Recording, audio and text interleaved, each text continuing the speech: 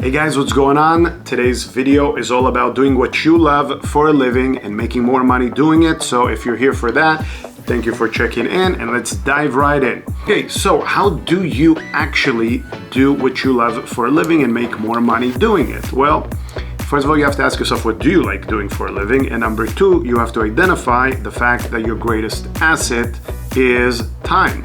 So you got to really figure how much time you're spending throughout the day doing what. And if it's not an income producing activity, silly one, right? Income producing activity, then likely you're doing things that are not making you money, which means that you're wasting your time. You see, and one time this guy asked me, actually it was a work related activity and it was a real busy day, and he asked me, what did you do today? And I said, I wasn't really sure. I did a lot of things. He said, well, is that how much you value your time? You can't in detail tell me what you did today.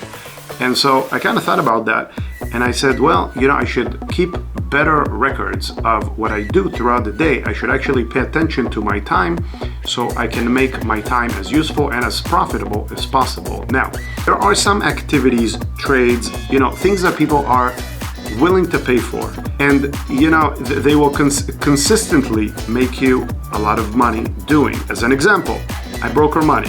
Okay, people always need money, so when they're in a bind, they will pay for it. It's just how it is.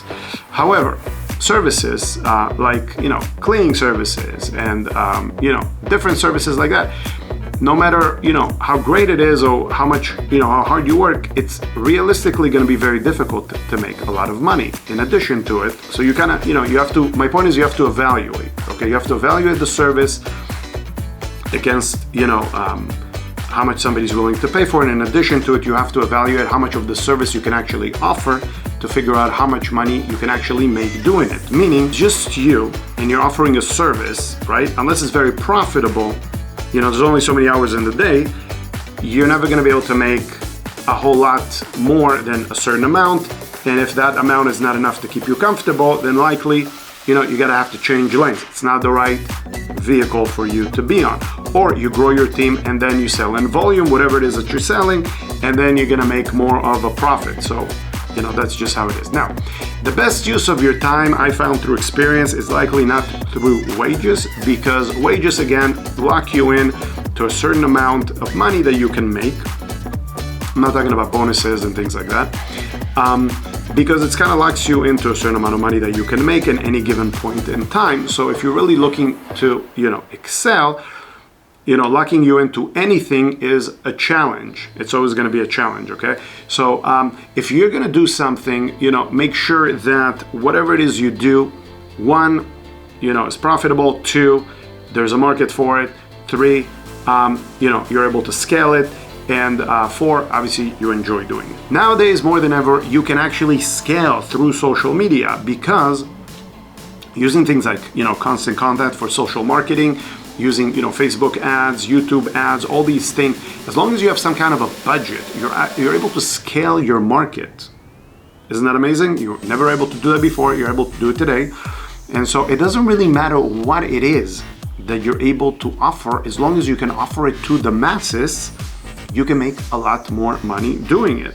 So you just got to figure out how to deliver on those goods. And what I find is that because there's only so many hours in the day, if you're able to do things, on video, where you can deliver your message and talk to people 24/7 because it's live online, whether, they're coming to your store to purchase merchandise, or, they're buying your courses. So, you send them to your webpage so they can hear more about what you have to offer. 24/7, it's never it's never limited to what your time is at work. That is the key in success over, a long period of time. Now, anything that you do, in my opinion, you have to approach it as something that, a service that you would want to buy. As an example, if I do something part-time, likely it doesn't have the magnitude, it doesn't have the caliber and the quality that I would be looking for in a service or a product. Likely you want something that someone has immersed themselves for years and really build up the quality of whatever it may be, whether it's a service, a doctor, a specialist, say you're gonna have, I'm just going to use an example like plastic surgery. You know, it's going to stay with you for the rest of your life. You want to make sure you get somebody who is, you know, the best. You are going to go to a restaurant and you're sitting down and you order something and the food is just average. Are you going to go back to that restaurant? Likely you won't, because it's just average, and no one is really crazy about average. People like, you know, they like things that are better and hopefully for a very fair price. That's, you know, the balance of trade, right? Now, we talked about, you know, doing something that you love, because at the end of the day, no matter what you do, you're never going to invest your heart and soul into something that you really don't believe in, that you're very passionate about, no matter how much you get paid for it. Because at the end of the day, the compensation will only earn you more time. Okay, so see, you're investing time to earn more time. Yes, I know you're earning money, but money translates into freedom. Freedom simply translates into more time. Because the idea is that you don't have to get up every single day and work, you know, 24/7. You're able to do everything you want to do at, you know, your leisure in life, because you're able to generate enough money to generate enough freedom, which buys you the time that you want. Okay guys, so let's talk about people that I follow on social media. You know, I like to follow people that are inspirational, people that have something to teach me, and just like you, I'm constantly looking to learn something new. So one of those people, their name is Alex Mosey, and he's got a lot of very interesting concepts and ideas, and that's why actually I find his information quite useful. And so there's two things that actually Alex talked about that I found to be, you know, very interesting. One of them was a mastermind conference that he went to because it was operating, you know, a handful of gyms, and he had a few others that he was getting ready to open. He gave this speech to the crowd, and I guess the guru or the mastermind was there. And at the end, you know, he was waiting for notes, and they told him that he shouldn't be doing what he's doing because he's too smart. He's, you know, he's got a 10 skill set, smart guy, and a 2, a vehicle that's like a 2. It's never really going to get him to where he wants to go.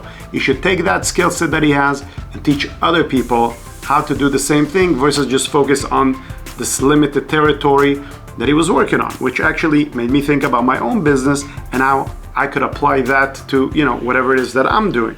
Am I, you know, is my skill set higher than the opportunity that I created for myself? You know, you might want to rethink it. You know, could I take it and introduce what I know to other people, maybe like you guys on YouTube?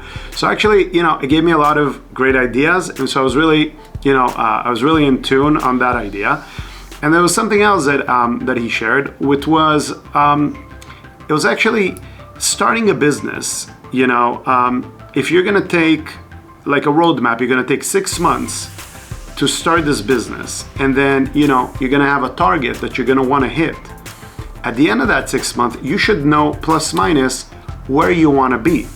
And then something else that I thought was even more interesting was that if you didn't hit that target, could you write down on a piece of paper why you didn't hit that target, and then maybe even the excuses that you want to give yourself 6 months from now as to why you didn't, you know, hit the target or get to your destination.